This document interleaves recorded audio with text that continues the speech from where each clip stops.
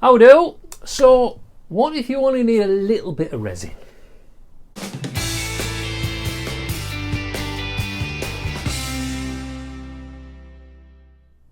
Hi, I'm Chris. Welcome to King Bespoke Creations. Now then, have you ever needed to use a little bit of resin but don't fancy mixing up those great big gallon jugs?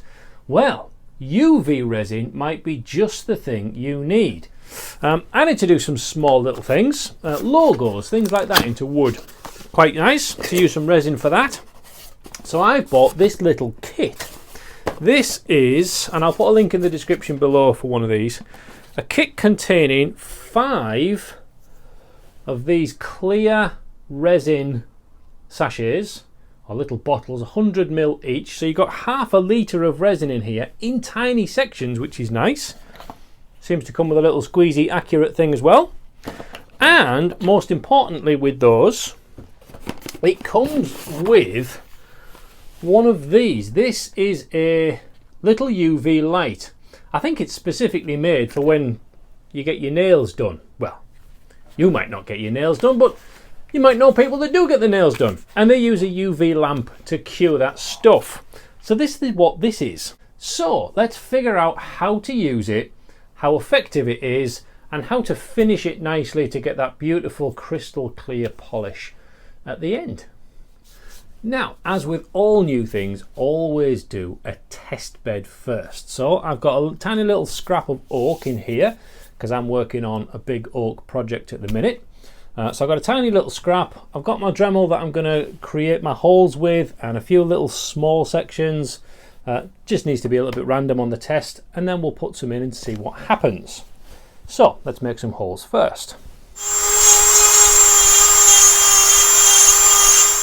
So unpacking this out of the box, it comes nice and flat. It's got a cute little table for putting your fingernails in. All right. So press it once, you get a light on. Press it twice, it stays on for 60 seconds. If you push it a third time, it does turn it off. Right, let's unpack one of these and see if we can fill some gaps. There we go. Right, so I was just about to cut a hole in the top of this, thinking it's a sealed unit, like bathroom seal or something like that. Turns out that's an unscrewable lid to go on there.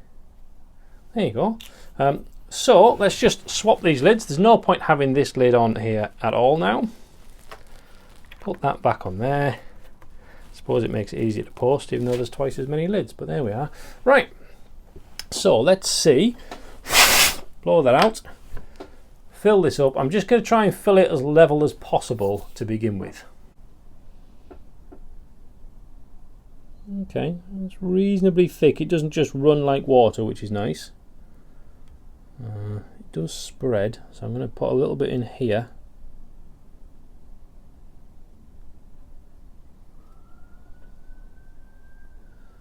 Doesn't take much of a squeeze. Literally just one dab at a time. Right, both of those are now bubbled over the top. So put the lid on, make sure that's not going to set inside of there. And well, let's do some magic, shall we? So put that on. It's like a little tiny tanning booth, isn't it? 1, 2, and let's see what happens. So that light should take 60 seconds. When it goes out, apparently the resin should be set. No mixing, no fuss, no tubs, no little sticks to throw away. Well, if this works, it could be a winner. Well, so that's gone out. Has that set? Is that running? Is that dripping there? That is still just slightly drippy for me. So I'm going to put that on again. I'm going to do another 60 seconds. See what happens. Ooh, there we go. That's the second time through. Right, that is definitely rock solid. Ah, and crystal clear shiny.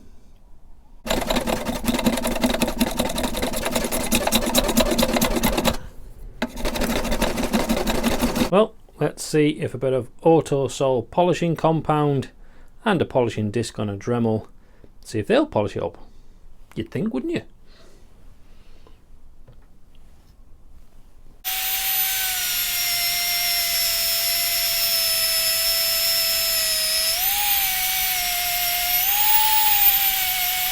Interesting.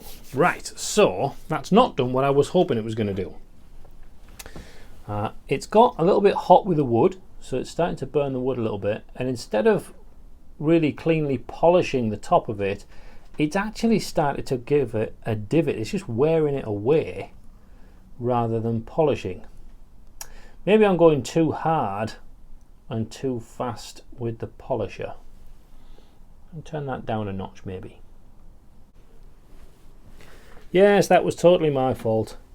So going at it with much like first speed on the Dremel comes up with this lovely kind of finish on there. So as a test bed, I think it proves the concept, doesn't it? Right, shall we try something a bit fancier?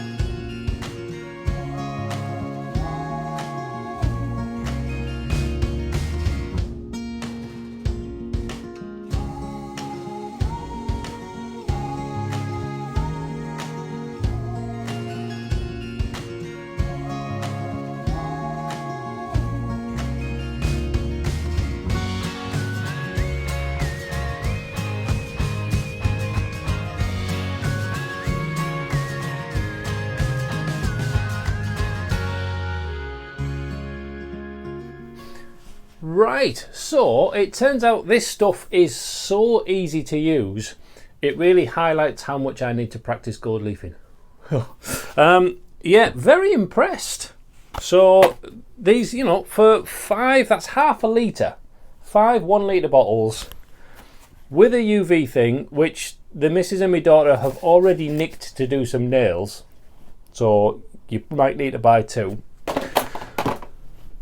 Dead easy to use, no visible shrinkage anywhere. When I actually did the proper one that you can see here, I didn't polish that at all. All I did was sharpen up the plane so that was really nice and sharp, whip across the top of it, and that was it. So by the time you've just put the finish on that we're putting on the table anyway, it's come up gorgeous. It looks really, really nice. So definitely one to use. Link in the description if you fancy having it a go. Little projects, absolutely spot on, can't fault it. Right, more tips, projects, guitar stuff, all coming up in the new year. So stick around, subscribe, smash the like button, sharpen your tools, and I'll see you soon. God bless.